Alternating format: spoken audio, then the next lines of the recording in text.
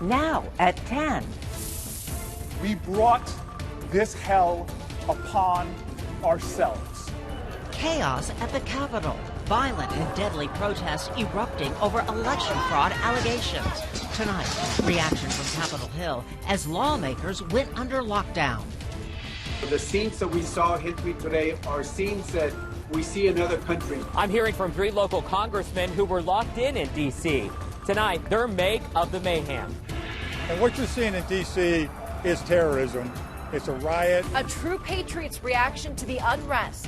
Tonight, hear from this retired Major General about the chaos and what he says it'll take to preserve America.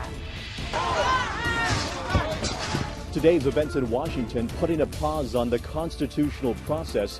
What one political science professor says this means for American democracy. Eyewitness News at 10 starts right now.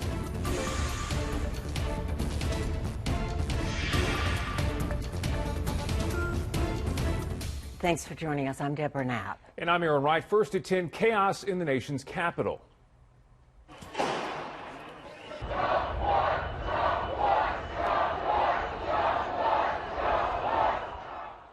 Today, an attack on democracy as pro-Trump supporters stormed the Capitol complex, clashing with law enforcement and sparking lockdowns. It came as lawmakers were working to certify Joe Biden's election victory. One person was killed as a result of the violence. Authorities say a woman died from her injuries after she was shot inside the Capitol building. Republican Will Hurd called the violence domestic terrorism. Tonight, lawmakers on both sides are expressing their anger.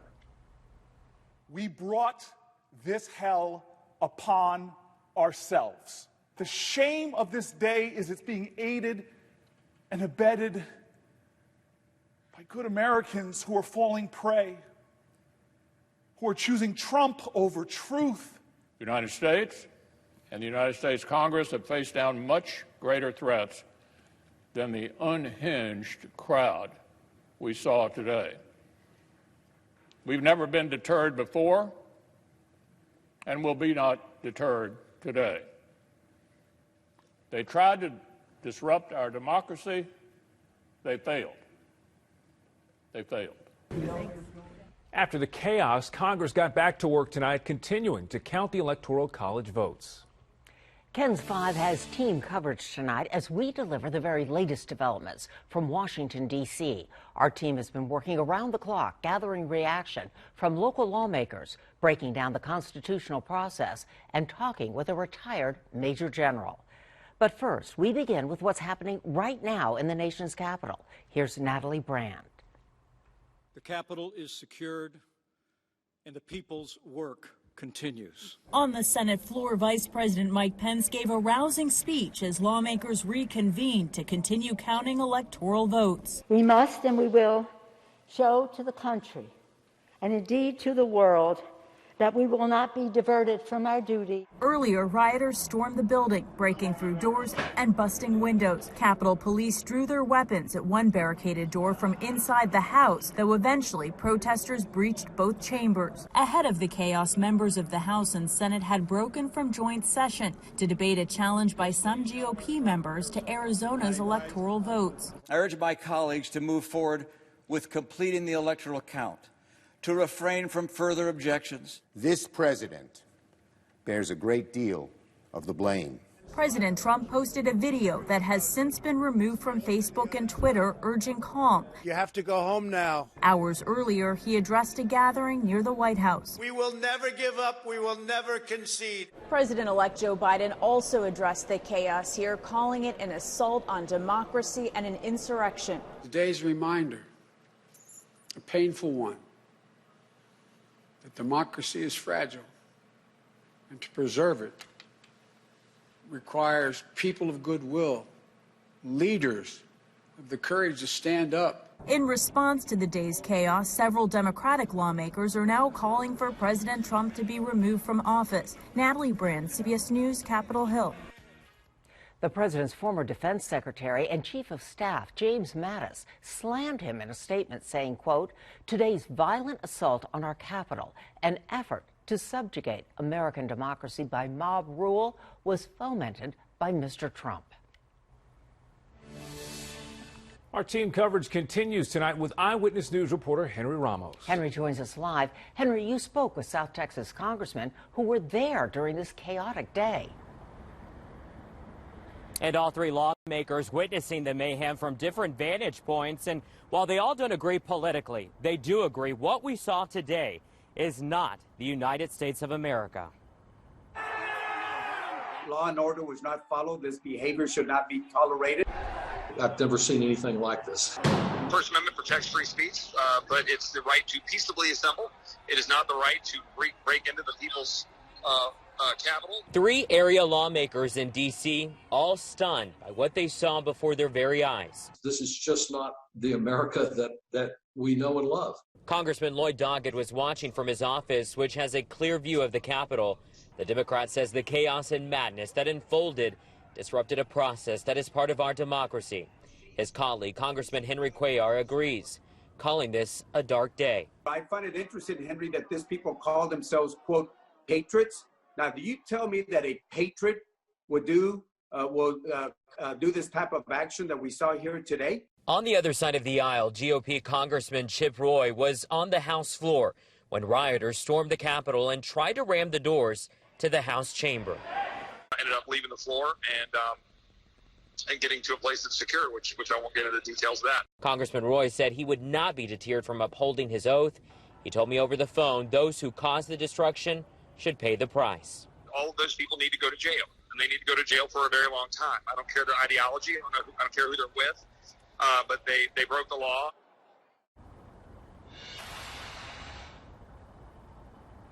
And all three lawmakers told me that they will not let today's violence deter them from doing their constitutional duty and counting those electoral votes. And we've seen that as they've reconvened tonight. And within the last hour, Congressman Roy was on the House floor echoing the same message that he told me this afternoon, saying they have a job to do and that the Americans need to see them do their job. We're live downtown tonight. Henry Ramos, KENS 5, Eyewitness News. Henry, thank you. Texas Senator Ted Cruz is being criticized for his role in the Electoral College unrest. As the joint session of Congress voted alphabetically on each state's electoral votes, Cruz stood up and objected to the votes from Arizona. I rise up for myself and 60 of my colleagues to object to the counting of the electoral ballots from Arizona. Is the objection in writing and signed by a senator? Yes, it is. It is.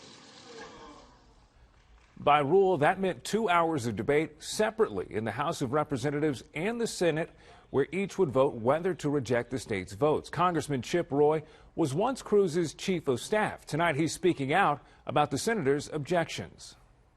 He's a good friend. We don't often disagree. We disagree here on the straight-up question of how we go about doing this. I don't think we ought to be objecting.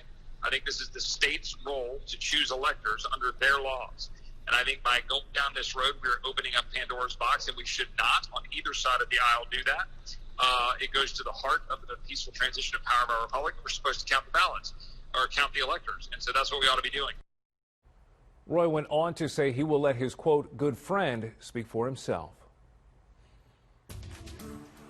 Tonight, Texas DPS troopers have closed the state capitol grounds in Austin. This comes after Trump supporters gathered outside protesting. Austin police say the crowds were there today were, quote, calm and peaceful. Texas Attorney General Ken Paxton sent out a tweet saying he will not tolerate violence and civil disobedience. Governor Greg Abbott is echoing the message of peaceful protest. He released this statement saying peaceful protest is a core tenet of the United States Constitution. Violence and mayhem are not. The violence and mayhem must stop. America is founded on the rule of law, and law enforcement officers working to restore order at the United States Capitol must be heeded, end quote. Tonight, there are questions on how today's unrest in Washington has impacted the constitutional process. Eyewitness News reporter Zach Briggs spoke with a local law professor who calls today's events a threat to democracy. This is unprecedented. Demonstrators breached the halls of Congress Wednesday, pausing the final step in making the presidential election official. But what we're seeing now is an absolute interference with this constitutional process. It's not going to stop it. It's going to delay it. Bill Pyatt, a constitutional law professor, calls the delay in Congress's election certification a disruption to democracy.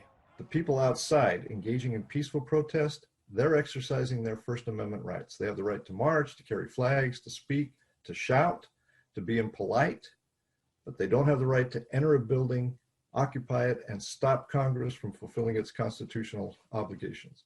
Pyatt believes this Wednesday in Washington fails to put the United States in a positive light. We've been able to point to peaceful transitions. I hope eventually we'll be able to do that, but I think this is an embarrassment, if nothing else, on the world stage.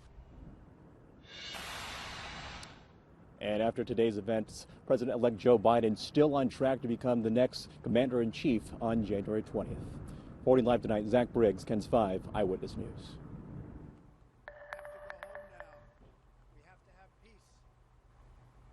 President Donald Trump's social media accounts have been locked. Facebook joined Twitter in temporarily blocking him from posting on social media platforms, even taking down a video from President Trump where he addressed his supporters this afternoon.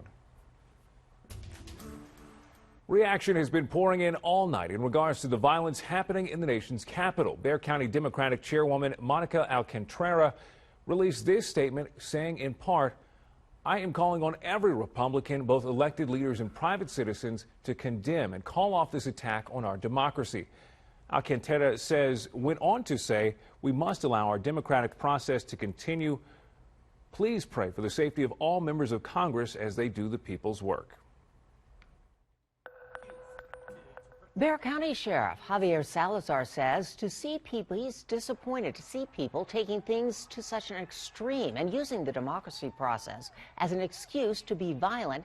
It's all unimaginable. Here locally, we have not received any direct threats at all, but nonetheless, we are increasing security around our facilities. Sheriff Salazar says the events we've watched unfold in D.C. are disheartening. They served our country. Now they're giving their perspective on the unrest in America. What some veterans have to say as the United States seems to be at war with itself. Bill? Aaron, it's a breezy night behind cool front number 1. Now we're tracking cold front number 2, and it's got huge changes. The new forecast is next. There's a